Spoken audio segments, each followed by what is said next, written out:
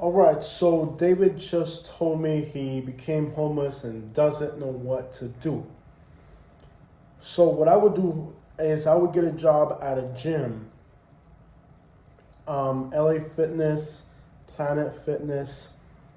You can get a job at a gym, and when you get this job at the gym, the managers don't show up till 9 in the morning, but you're gonna start your shift at 5 in the morning. So usually you'll be at the gym before the managers arrive, and you're gonna be like a custodian, like cleaning the bathrooms and stuff like that. So David, what I would do is I would look for an LA Fitness. If you take Highway 70, for example, out of the city you're in right now, you told me you're in, there's a LA Fitness. I think on Highway 70 there's one. There's LA Fitnesses everywhere. So I know there's some in Branson, some in Sarasota, but what you want to do is you want to get a job at LA Fitness, because that way you'll be able to shower every single night. You may also get a locker inside of the gym, and you can keep your stuff safe so you don't have to worry about your identification getting stolen. If you just go to sleep out on the street right now, they're gonna rob you instantly. I mean, as soon as you hit the street, you're getting robbed. I mean, if you go to sleep on the sidewalk, you got a book bag next to you, you gotta tie your book bag to your leg or something. I don't know how you're gonna do it, because if you go to sleep on a sidewalk, they'll steal your book bag right from underneath you while you're sleeping. Or if you're sleeping, they'll come snatch it and run, and you're not gonna be able to catch up with them, because they're usually young kids that do that. So you'll get robbed. So you got to make sure that while you're sleeping, you stash your driver's license, because what's going to eventually happen to you within like no time is that somebody will snatch your wallet. Once you don't have your wallet, you can't get a job, you can't get anything. Now you're permanently screwed. If you have a few dollars, go to a post office and take copies of your driver's license and all your documents, and kind of stash that in your underwear and your socks or something. Just make copies of your driver's license, IDs, and stuff like that. Because what's I guarantee you gonna happen, bro, is that somebody's gonna steal your stuff on the streets, and then you're not gonna have an ID. And once you don't have an ID, you're nobody. You're literally becoming nobody. And this has got to be the most frightening thing that happens to everybody when they become homeless, is that all of a sudden they're a nobody. Their stuff gets stolen, their ID gets stolen, because they went to sleep, they weren't careful with their possessions, or they got robbed while they were sleeping, and now you're a nobody. So go to the post office, make some copies of your driver's license, maybe get them laminated, and or have them, or stash it somewhere. Like maybe get some laminations of your driver's license, make like 3 copies, keep one in your sock, one in your book bag, and maybe stash some in the woods somewhere, so that that, and when I say stash in the woods, I mean in a place where nobody will find it. Absolutely nobody will find it. But just make sure you have extra copies of your identification, because eventually you're going to get robbed, or your stuff's going to get destroyed or swept away in a flood or whatever, and then you're not going to have any identification, and then you're really going to be stuck in that situation. So I would get a job. If I all of a sudden became homeless, the first thing I would do is get a job at a gym, because you're going to get a free gym membership. You're going to be able to be at the gym and take a shower. So the thing about the gym membership is, once you become an employee at a gym, your gym membership comes with a free membership to the gym. Like you're like a worker, so you get your free membership, right? You can shower, you can go for a swim in their pool, you can use their hot tub, you can use their sauna, you can use their lockers. And LA Fitness, from what I understand, is very relaxed about, if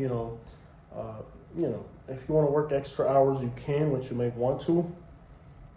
But the deal is this: you're going to start your shift at 5 in the morning, but the managers don't show up till 9. So you can start your shift at 5 in the morning, and instead of going right to work, you can go right into the bathroom just at 5 in the morning, take a shower real quick, and then go to work. And you can do that on the clock. It's not a big deal, probably. If somebody discovers you, tell them, hey, I'm homeless and I'm just doing this, whatever. But, it shouldn't be a problem. But the gym membership will get you the ability to shower every single day. If you work 5 days a week, there's 5 chances for you to shower. 5 chances. So you could probably go into work, take a shower, go to work, make some money. When you finish your shift, you can go in the pool, go in the sauna, relax, and then late at night, you can just be out on the streets for a little bit. If you still have a car, you can do food delivery to make some extra money. I don't know if you still got a car. You told me you took a bus, so I'm going to guess there's no car in the picture. That's okay. But you can still do food delivery with something as simple as a bicycle or a scooter. If you position yourself near a restaurant and just take real close by orders, it's probably impractical, but it could be some extra money. I mean, just get creative with making ways to make money. But the number one thing you want to do is try to get a job at a gym, because then you'll be able to shower every single day. And like I said, the manager's not going to be there at 5 in the morning, but you will. So that gives you a 4-hour opportunity to take a shower at some point during your shift without your manager even knowing about it. It could just be part of your routine in the morning. And, if you show up at 5 in the morning and don't start working until 5:20 or 5:15, if you're quick about your shower, it shouldn't really be a problem. I mean, how do they know that you're not in there cleaning the showers? I mean, you could just be discreet about it. I mean, it shouldn't be a problem at all. And people will throw out drinks and stuff. Hopefully you don't get that desperate, but eventually you might consider looking for a place to get food from. And people you're taking out the garbage at a gym. So as you're taking out the garbage in the gym, there may be drinks and stuff. Eventually you're going to get a staph infection, but most homeless people have it. Just so you know, that's what it leads to. But people do throw out stuff in the gym. Sometimes they'll throw out clothes. You're taking out the garbage, so there's possibly opportunities when you go take out the garbage to look through the garbage. When you hide behind the dumpster real quick, look through the garbage. There could be drinks, there could be clothing items that you could use. It's just a sweet gig to have if you're homeless, and it should help propel you into getting out of homelessness. You'll be able to interact socially with people at the gym who could put you on to better housing opportunities or better job opportunities. So there's a very good social environment at the gym.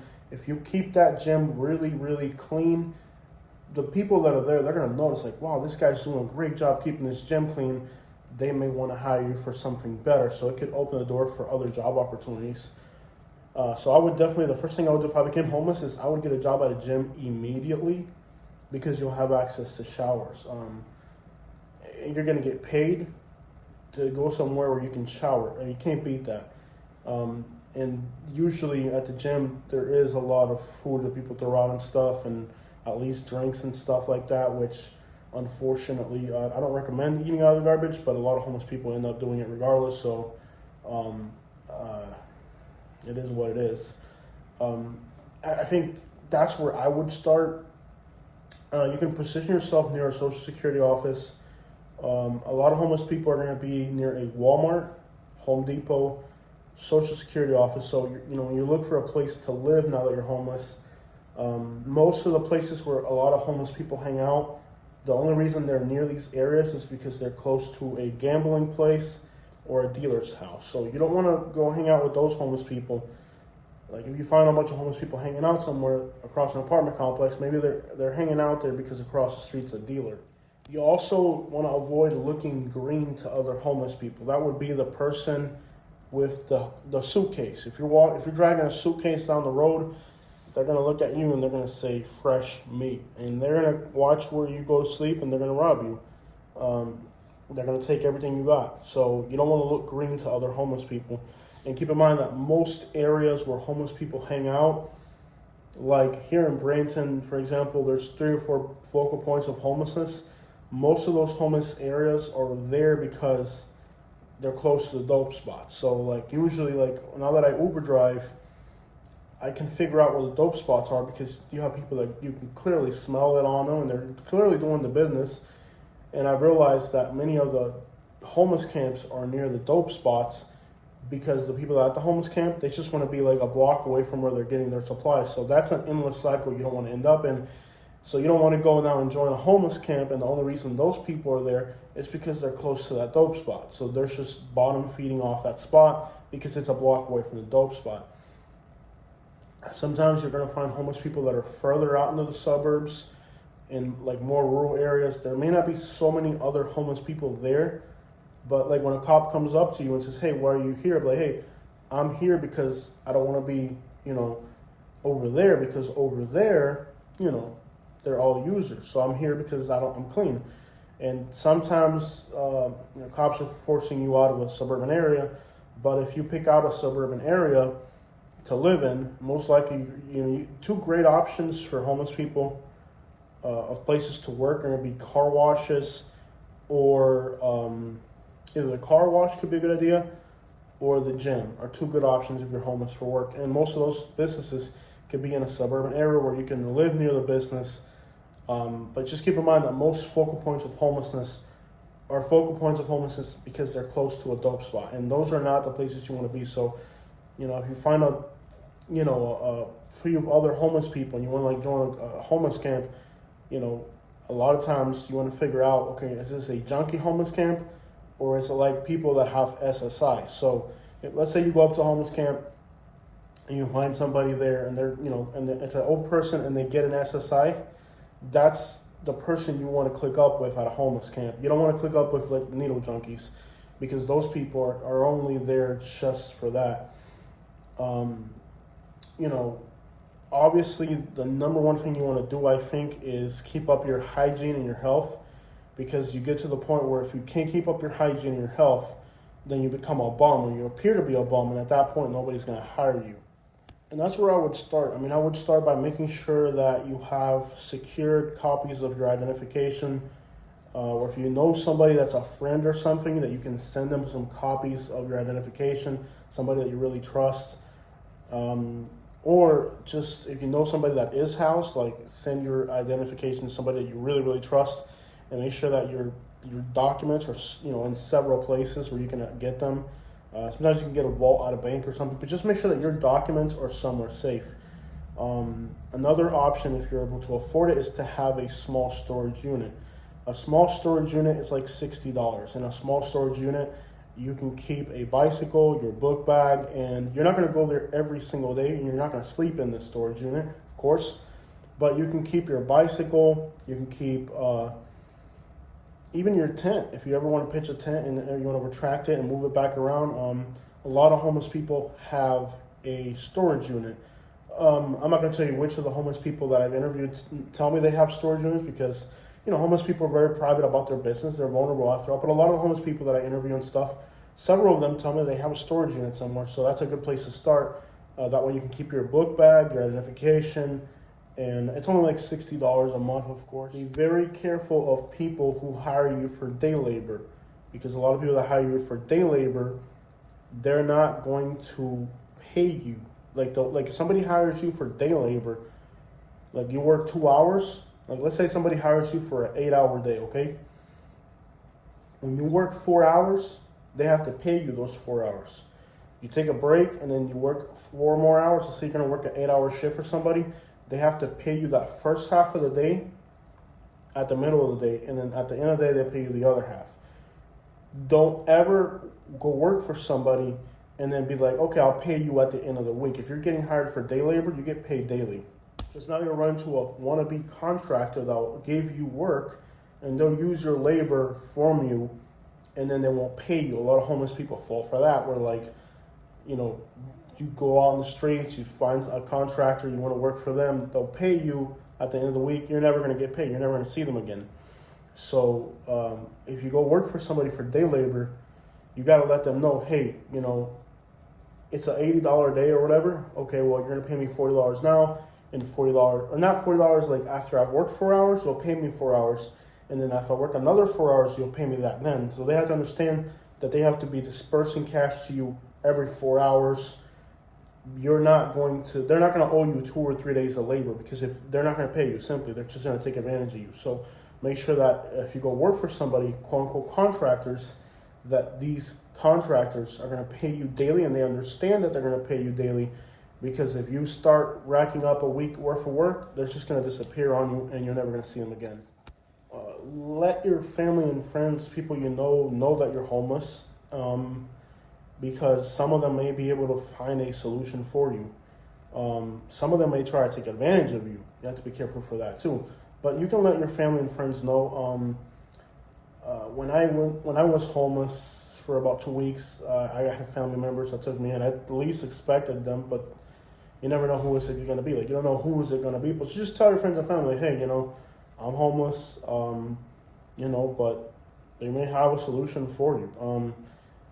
Your best bet, you don't think, how do I get an apartment? How do I get a lease? That's out of your realm for now.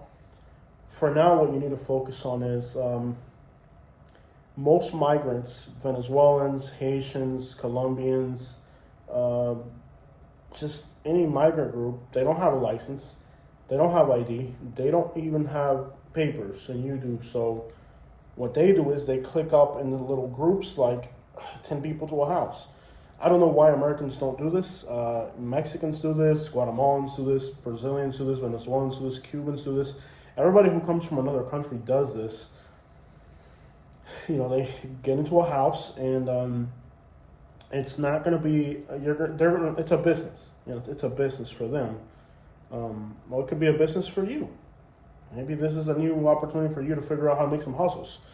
But what they do is, like, they'll rent out an apartment, and then they'll bring in 3 other people, and the apartment pays like $1,000 rent, but they're charging each one of them $500. So now they're living for free, plus they're making $800 or whatever. Like, just figure it out. But a lot of migrants get into these roommate situations. Like, what I would do is I would walk around neighborhoods where, like, you can see there's 5, 6 cars to a house, and chances are they're living like that, and they may rent out. Realistically, you could find somebody who'll let you pitch a tent in their backyard. Literally, like, you can't have anybody over, nothing like that. You have to be very considerate. The roommate situation is how a lot of people are not homeless, but specifically migrants. Like, migrants don't end up home. When have you ever seen a Guatemalan on the street? You don't see Guatemalans on the street. You see Americans on the street, and it's because Americans can't live with other people. They just feel like they have to be independent, and it's like, that doesn't really, you have to figure it out. And I don't understand why a lot of people that are Americans don't just click up like Hispanics do, but, drive your bicycle around one of these neighborhoods where you see 5 or 6, 7, 8 cars outside at night. There's no cars in the daytime. There's 7 or 8 cars at night. That might be a clue right there, that might be a clue.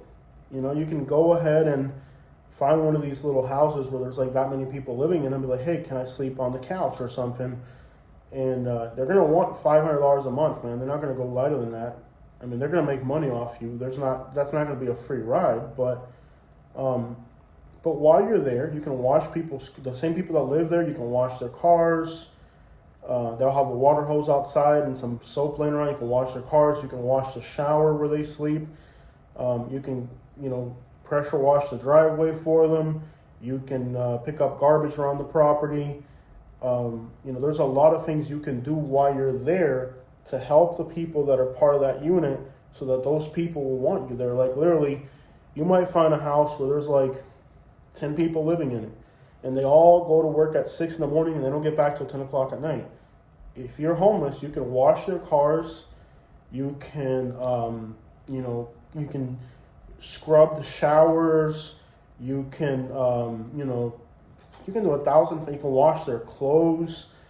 You can, within that, you can do stuff for those people that, that's how, like, that happens. Like, you could just pitch a tent in the backyard. Maybe they don't have any money. Like, okay, I'm not even going to live inside the house with you guys. Like, can I pitch a tent in the backyard just so I can have access to, a water hose? I'll use the bathroom when you guys are gone.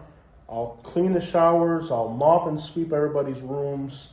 The problem is that most of them are going to assume if you're an American, you're a junkie, and you're probably going to steal all their stuff and run, and that's probably why they're afraid. But that's how, like, you have to just get creative, but, like, find other people that have a roommate situation and make it work. Like, I see a lot of people, like, I live in Lakewood Ranch. It's an expensive area. Rents here are like $2,500 out the door for 2 bedrooms. But I see like 3 or 4 people live in one apartment, okay? They're each going to have to go up to $600 a month. So you can work at Walmart and pay for that. It's going to be tight, but you can live in a great area. When, a lot of times people, literally, like, a lot of people say, well, I want to be near buses. Uber is not that expensive. So if you still haven't burned down all your bridges, and you at least have an Uber account. I have homeless passengers all the time that use Uber to get from point A to point B. If you're in Florida, you also have the option of living near the beaches. A lot of the beaches have showers. Now, you're not going to go to the beach with a shopping cart looking like a bum because they're going to run you up out of there. But if you can keep your hygiene up, there are places where you can bathe in the beach. In fact, if you're slick enough to pull it off, then you could probably carry a tent to the beach. If you look like a tourist or whatever, play it off, man. Like I just feel like a lot of people that are homeless aren't really slick enough. Like, play it off. You could probably get a tent, sleep in the tent for a few hours during the daytime. Or you go to the beach, pitch your tent, sleep in the tent for a few hours, take a shower in the beach, rinse off whatever in the little rinsing off area, grab your tent, wrap it up, stash it somewhere where nobody can see it, and just do that repeatedly. I don't really know what to say, but find ways that you can keep up your hygiene. They also have these places like they'll have like Love's truck stops, whatever. The Love's truck stops, you can literally pay like $11 to take a shower at a truck stop. The problem is that these truck stops are way off by the interstate. They're nowhere near the city. So if you go to these places to take a shower, then you're out in the middle of nowhere. So that's kind of an impractical suggestion. But just so you know, like, I think there's a truck stop in North Fort Myers, but it's in the middle of nowhere. You might have to have an Uber take you there, and it comes out to $20 or $30 at the end of the day. That might be too much. So you have to consider, like I said, a job at a gym knocks all those questions out of the water. Ideally, you want to be homeless near a laundromat, a gym, grocery stores, gas stations, because you gotta have access to basic necessities.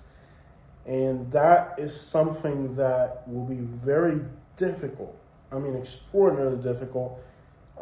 Most of the homeless people, like I said, are going to be in urban areas, and they're only near those areas for access to their pharmaceuticals. Hopefully, if you're watching this video, you're not at that level. You're at the level of, I just became homeless, what next?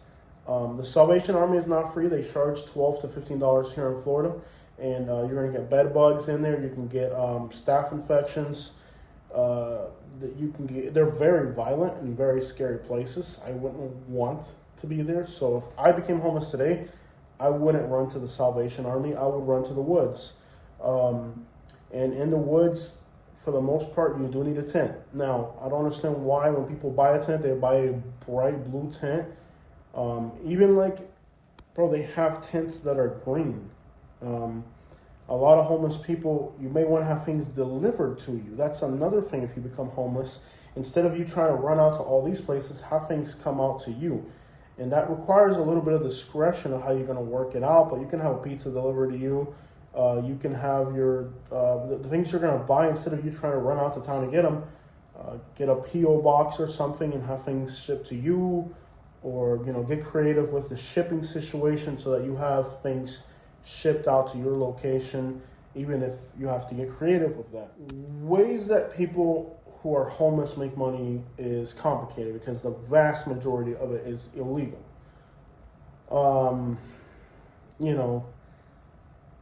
Most of the ways homeless people make money that are semi-legitimate are collecting beer cans in the woods and the homeless camps and taking them to a scrapyard. Now, if you live in one of these coastal cities, you can probably do enough dumpster diving late at night. You don't want to do it in the daytime.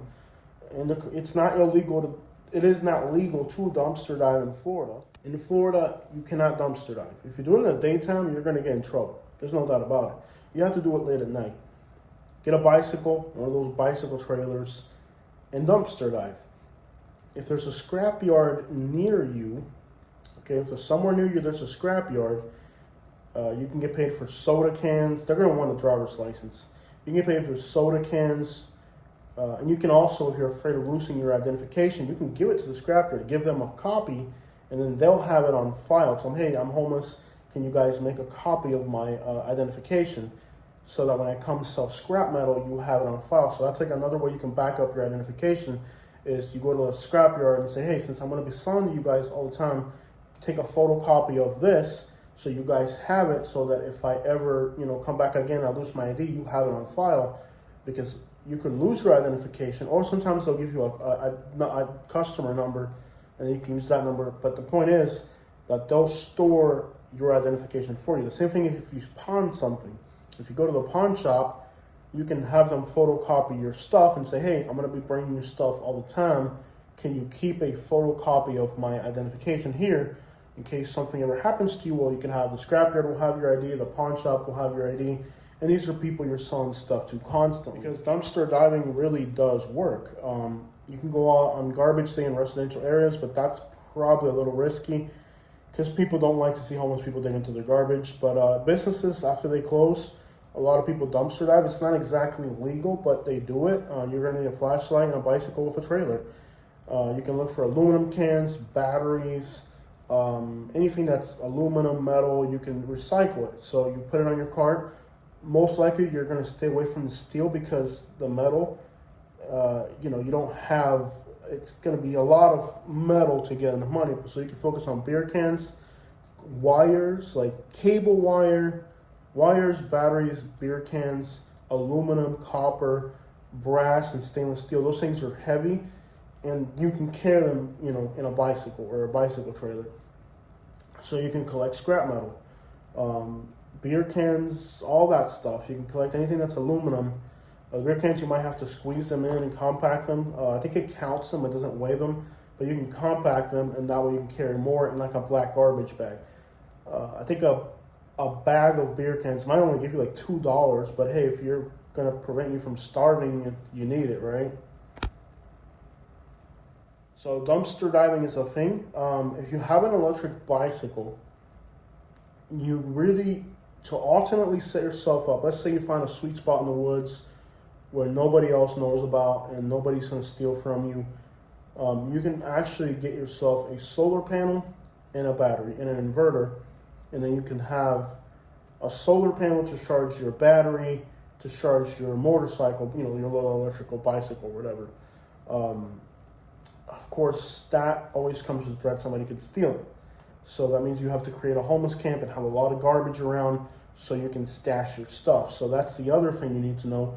If your homeless camp is really neat and orderly, they're going to steal your stuff in a heartbeat. So you're probably better off in a dirtier, messier homeless camp where you can have a lot of places to hide stuff. If you're going to keep a clean camp, hide stuff underneath your tent, dig a hole. One thing you can do is you can dig a hole. If you got sand, like here in Florida, you got sand, you can dig a hole and grab a bucket with a lid and put your valuables there inside the bucket. If there's a sand pile that's, nice and dry, it's not near an area that can flood or whatever. But I've seen people that'll have all these solar panels and batteries and stuff underneath the ground in a high mound or something. They'll put inside buckets or lids, cover it with sand, make sure it's not in there, somebody can walk and fall into it. But you got to get real creative for hiding your stuff, because if you have your stuff out in the open, they're just going to find it. So you're going to need not a very neat, orderly camp, because let's say you have just a clean tent in the woods, you have some valuable stuff, batteries, bicycles, they're going to come up and they're going to steal that stuff in a heartbeat. Now, specific places to be homeless. You're going to want to be homeless near, like I said, a Walmart, a gas station, a Walgreens, a CVS. You want to be homeless near something.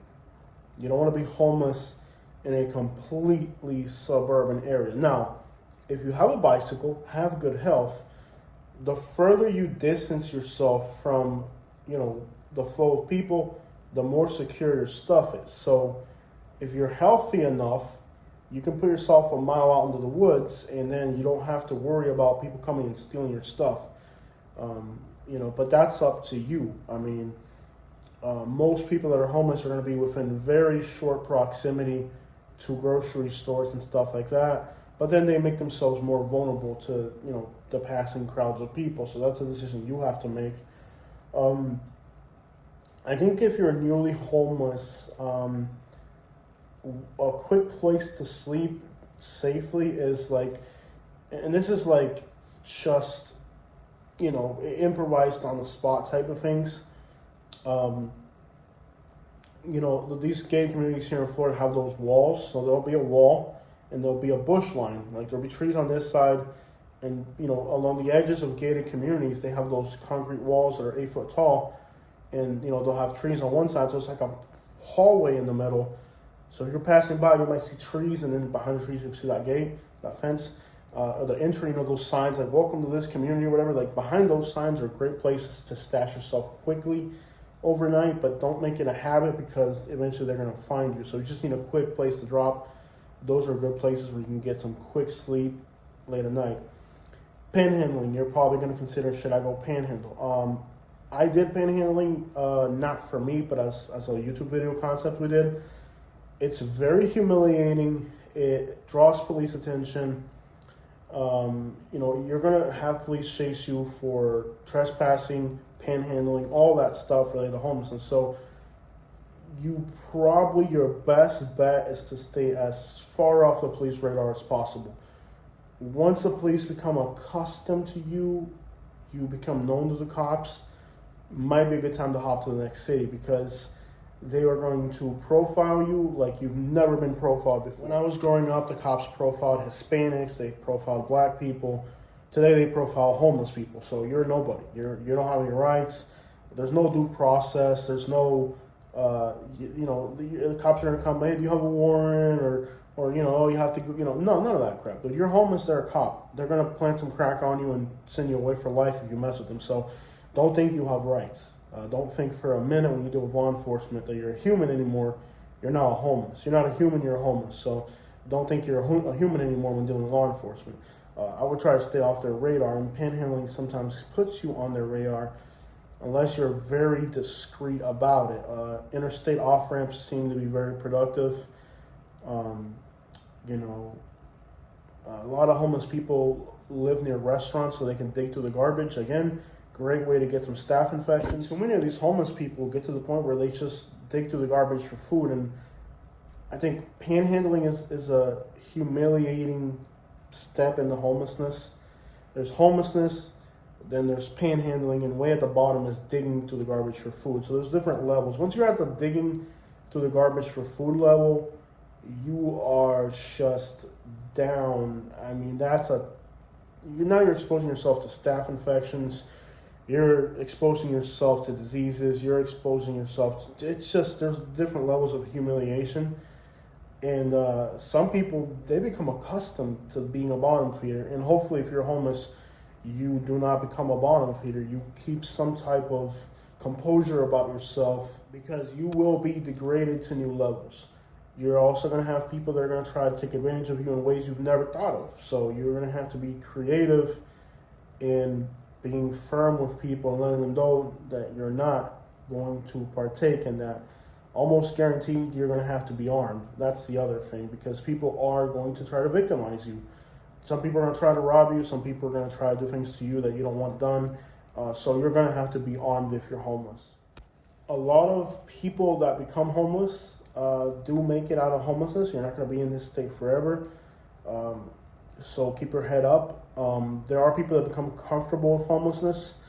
Hopefully you don't look at it that way, but you're not going to go from the streets to an apartment. Okay, that doesn't happen. You don't go from here to there. You go from the streets to a roommate, to holding a job, to finding another roommate situation that's a little bit more comfortable, to eventually the roommate moves out and now you got the apartment. It's a progression. You're not going to go from homeless to housed overnight. You're going to go from homeless to roommate to house. Okay, so just understand that this is the progression of these things. If you cannot, a lot of times you're the problem, to be honest. And if you cannot co-live with other people and co-inhabit with other people because you're a thief, because, whether you're a thief or you're lazy or you have bad hygiene, all that's going to prevent you from being a candidate for being a roommate, because the amount of discipline that's going to be expected from you when you're in a roommate situation, living with other people, is a lot. So if you don't know how to live with other people, you're going to stay in that homeless state. You're not going to progress up that ladder. A lot of things, and I hate to have to bring this up with you guys, but the reality of homelessness is, one, addiction. addiction to gambling, addiction to substances, addiction to not being productive. I think one of the next leading factors that leads people in homelessness is the fact that you cannot coexist with other people. Could be your personality. Everything has to be your way. You can't get along with people. You can't compromise with people. You can't agree with people. You are disrespectful to other people. You are inconsiderate of other people. So people don't want to be around you. And most likely right now, the solution to 80% of people that are homeless is to click up with 3 other people and go get an apartment. Or find somebody who already has a roommate situation and squeeze yourself into that. But if you are bad hygiene, disrespectful, inconsiderate, everything has to be your way, you're always right, who the crap is going to want to live with you? So, there's a level of discipline. Like, I live in a community where there's rules and regulations and stuff. I can't just come up in here and do whatever I want. I'd be out here in a heartbeat. I like to play loud music. I play loud music in these communities up here where I live in these suburbs. Dude, I'll be out of here in a heartbeat. I pull up late at night. I blast my music on the street. When I pull up into my community, I turn that down. So you're going to learn how to be respectful and decent to other people. And if everything has to be your way, nobody can tell me what to do, well, you're going to be homeless the rest of your freaking life, bro. Because a lot of people tell you what to do. My leasing company tells me what to do. The people at the office here where I live tell me what to do. Well, nobody going to tell me what to do. Then go be homeless. You're going to have to make some type of sacrifice to get out of the situation. And your humility is going to play a huge role in whether people are going to hire you. People are not going to, if you're one of these people, and I see these personalities all the time when I go to these homeless camps and deal with homeless people, they're always right. You can't tell them what to do. They don't listen to nobody. You're hard-headed and stubborn. You're always going to be homeless. Nobody's going to put up with that, bro. So you might want to have to adjust your personality a little bit. Work on your personality because a lot of people are going to tell you what to do out here. But really, the progression is homelessness. The people who go out and build a big homeless camp and become part of a homeless community and all that, these people, they don't want to adapt to human society. And I hope that if you're entering homelessness, you don't look at it as, I'm going to establish a camp and live here for 5 years. Because if you were doing it to say, oh, okay, I want to save up $50,000, well, none of these people are saving up money. That doesn't exist. Most of these people that are homeless like that are just lazy, unfortunately. There's no nice way of saying it. These are people that they don't want to work. They don't want to be part of society. So most people who become homeless and are watching today's video because they want to get out of it. They don't want to live in that condition. So if you want to get out of that condition and move on to something better, chances are your ticket out of homelessness will include being a roommate. That means you're going to have to learn how to coexist with people. Be respectful of people. You can't be a thief. You can't be a liar. You can't have bad hygiene. You can't be inconsiderate. No, if you want to be in a roommate situation, you gotta respect other people. And if you can't respect other people and get along with other people, then stay homeless. I don't know what percentage of people today in the United States are living with roommates, but I know in some neighborhoods that I go to, there's entire neighborhoods here in Branson, like Oneiko, Bayshore Gardens, where 30-40% of people have a roommate. So they make it work somehow. But inherently, you just don't see too many American people doing the whole roommate thing unless they're young Americans with, schools, degrees, and they're young people going somewhere. When you get into older, more advanced age, you start to see less of the roommate situation with Americans because this country's culture is kind of like, if you haven't made it by then, you're not, you get 10 Americans together in one house, 3 of them are going to be on drugs and they're going to be stealing stuff, and then that's not going to work. So you see a lot of young Americans doing the roommate thing, but they're all people of the same age group that are making their goals for the future. I see where I live now, there's a lot of young people that roommate, but they're young people that have goals, have directions. And, but outside of that, you don't see older American people doing the roommate situation because if there's 10 Americans in one house, 3 of them are probably on drugs and stealing from each other, and then, drama, and that doesn't work. Americans have a lot of my rights. My rights as an American. I nobody's going to tell me what to do. I'm an American. Well, be homeless then as an American, because it takes a lot of humility, a lot of consideration it takes a little bit of communism to work in a roommate situation, so you're not on the street. So that's a tough cookie right there. And it's even harder for married couples. Like if you're a married couple to roommate up with somebody else, it's like a nightmare. It's like it'd be easier if you were single. Even that's one problem that we faced when we looked at homelessness for a little bit. It was like, well, we're a couple. Who the crap should have taken a couple? But there are roommate situations out there. Living in somebody's garage. Maybe all you have is a sink and a bathroom. It's not exactly ideal, but you have an address. Somebody may do that for $500 a month. Either way, it's going to take, I think, your only real solution is to look for a roommate situation and to preserve your hygiene, your hygiene, your shave, your presentation, and your hygiene has to be immaculate because there's different levels to homelessness. Here's the person who's active homeless trying to get out of it. Here's a person who's already made a camp and they're settling in. Here's a person who starts to panhandle. Here's a person who now digs through the garbage for food. And here's a person completely needled out with no self-respect, getting abused. Everything's gone, even hope at that point. So hopefully you stay on the upper tier of that situation. And again, your ability, you might start working for a company and, hey, I'm homeless. I'm working I'm homeless, whatever. Hey, come in to be a roommate with us, but they have to see you first and see that you have good work habits, see that you're not nobody's going to just take a stranger in. Most of the housing situation for immigrants comes through work ties. They come to America, they don't know anybody. They start working for a company. They say, this guy's punctual, he's respectful, he's hardworking. Hey, let's get you in here, and then you can have this apartment, where there's 3 or 4 other people. It's a roommate situation that came about from a working situation. So if you go up to work for somebody now, you got a bad attitude, you're unlikable, you got bad hygiene, you can't be told what to do, you're stubborn and hard-headed, nobody's going to offer you that roommate situation if in your workplace you don't know how to behave, And I guess when you first start homelessness is where your humility is the most vulnerable, the most sensitive. You're going to have to work that out because many times your housing situation is going to arise not from you, your ability to make money. And that's where you might be twisted up with your pride. Like, oh, I'm not going to. No, your pride means nothing at this point. You're going to end up down here eventually picking up garbage out of the food. So your humility should drive you to being decent, being respectful, because that's what's going to lead you out of homelessness. And many times what's going to lead you out of homelessness, people tell you, get a job, you're homeless. That's not really realistically what happens. The homeless person gets a job, now they're not homeless anymore. That's not realistic. People who are ignorant to homelessness say stuff like get a job. Realistically, what's going to get you out of homelessness is the fact that you haven't burned down your bridges with friends and family, because some of them will rescue you, or at least put you on to an opportunity that can get you out of that. It's a progression, okay?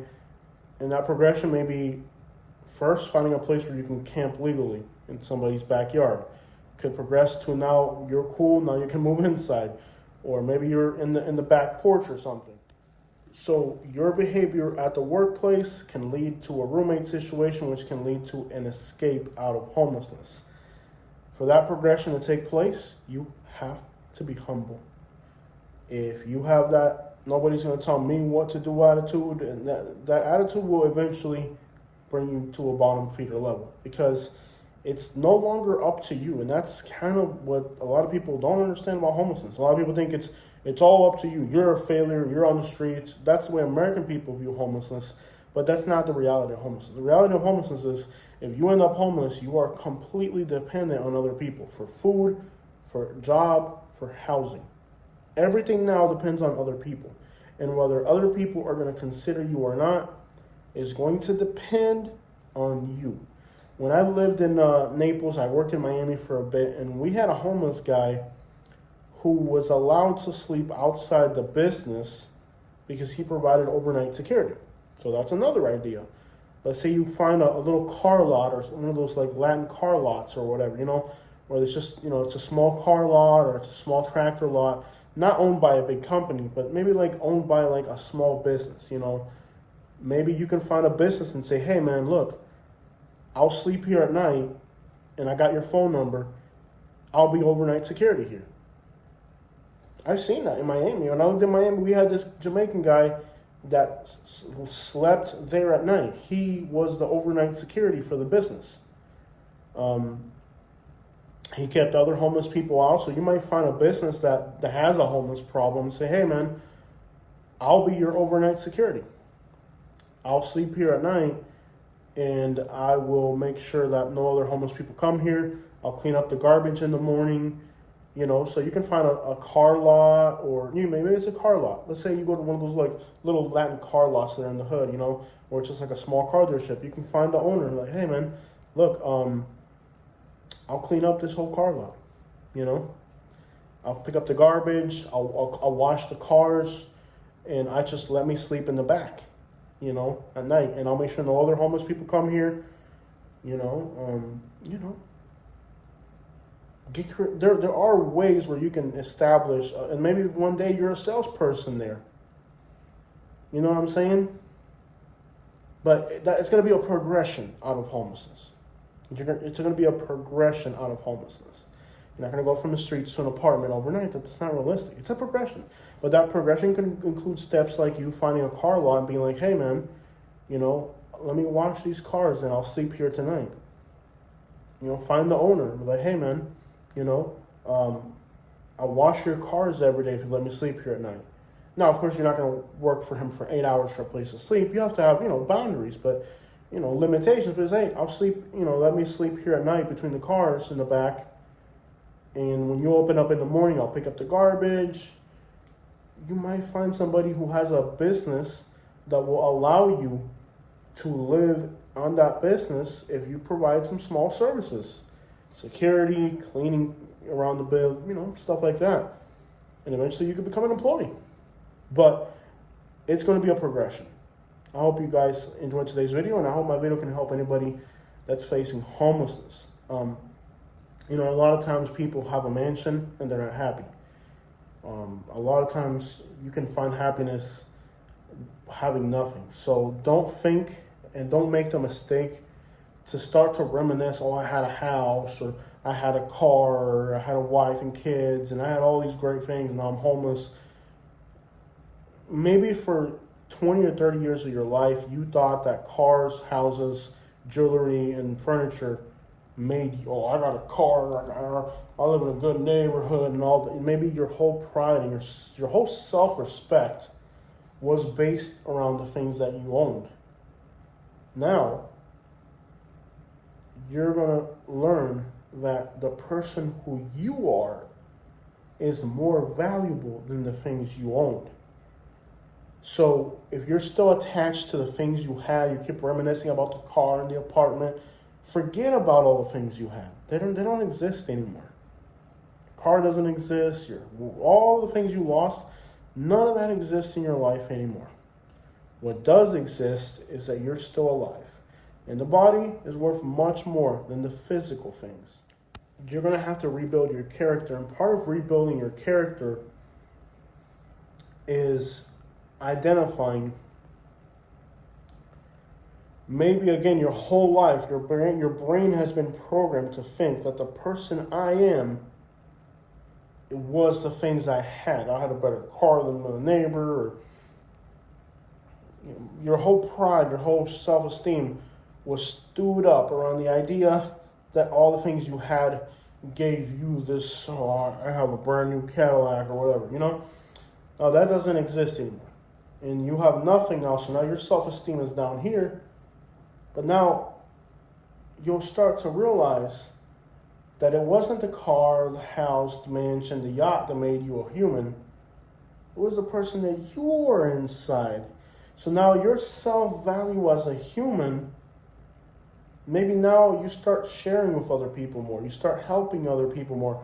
And that's why a lot of the homeless people that we meet are kind. They'll take the shirt off their back and give it to somebody because their self-worth isn't this fake self-esteem of who they are, isn't the things they have. Who they are as a person starts to become, these people become wealthy socially They become valuable to the streets, and they become valuable to other people. And somebody will kill, like some of these homeless people, you cross the wrong homeless people, somebody else will stab you over them because they become valuable because of the person they are. So now you're going to have to recreate your person. And no longer is it the house, the boat, the car that builds your new character. Now it's going to be your integrity, your self-worth, your self-respect, your kindness, your generosity, your humility.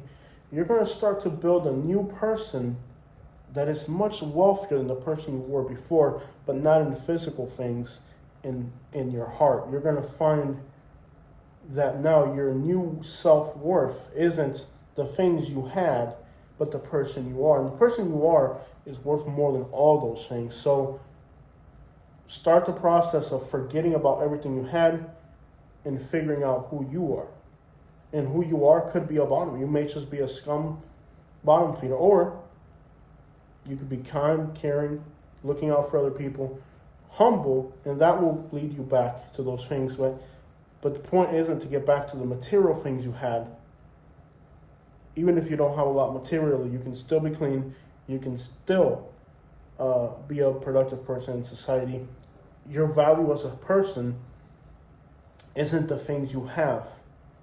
Your value as a person in society is what you contribute to society. So maybe when you had all these things, you were obtaining all these things through being a scumbag. But now here that you are in homeless and you've lost it all, now you're going to rebuild yourself again by a different metric, a different type of improvement. You used to look at things as, what can I get? Here's a camera. I got a camera now. Oh, here's a battery. I got a battery now. Well, that person, even in homelessness, is a failure. Because even in homeless people, you ask homeless people hate thieves more than they hate predators. I don't know if y'all know that.